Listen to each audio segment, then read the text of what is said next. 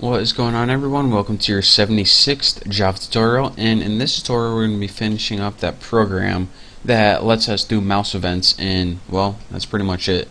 So in case you can't tell right here, we implemented from two different interfaces, which are pretty much just a class in essence, the mouse listener, and we did the 5 methods necessary for that.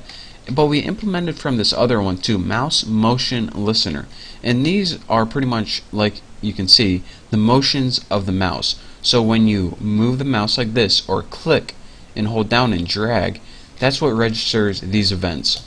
So these are pretty useful for like drawing programs and stuff like that. So let's go ahead and implement the methods right now. So public, I'm gonna make a little comment. These are mouse motion events, so not just the typical mouse what do they call it? Mouse listener or whatever. So the first method we need to make is called mouse drag. So public void mouse dragged. I always heard it was drug, like dig, dug, drag. Anyways, just talking to myself here. So let's go ahead and put mouse event, nothing new here.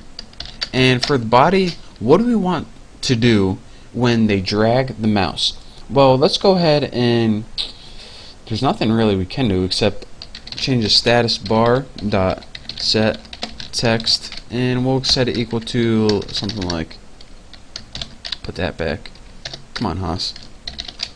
You are dragging the mouse. How original is that? I know. That's the most creative thing I can come up with. But hey, I'm not that creative. That's what my therapist told me. So I'm just going to go with that. So after that, what we need to do is have mouse moved. And what mouse moved does is called when you move the mouse without clicking any buttons. Just like I'm moving the mouse right here and I'm not clicking any buttons. So mouse dragged is when you hold down a button, but public void mouse moved is not holding down any buttons. So let's go ahead and type mouse event, and in our body, what do we want to put? Status bar dot set text, and let's go ahead and just put something like you move the mouse. So now we got MOUSEO, of course that's how you spell mouse. So now we got all of our methods that we needed to implement since we implemented from mouse listener and mouse motion listener. So now we can go ahead and run this program, and evidently it doesn't see one of these things is spelled wrong. HANDLE or CLASS? HAND. Oh, there we go. Make sure your capitalization does matter. It's case sensitive in Java, as you just saw. So now let's go ahead and run this program right here, and I'll show you guys what happens if we don't got any errors. It'll pop up, trust me. So here is our window by default. It has the title bar at the top, and here's the status bar down here, and here's our mouse panel. And so the first thing we see is, well, let me go through each of these methods. Look at the status bar down here. I'm going to press down or hold down the mouse button, and it says you pressed down the mouse button. Now when I release it, it says I clicked at that coordinate, because when you press down and release it real quick, it's a click. So if we're saying, alright, if I press down and release it, that's a click. How do I get this to the release method?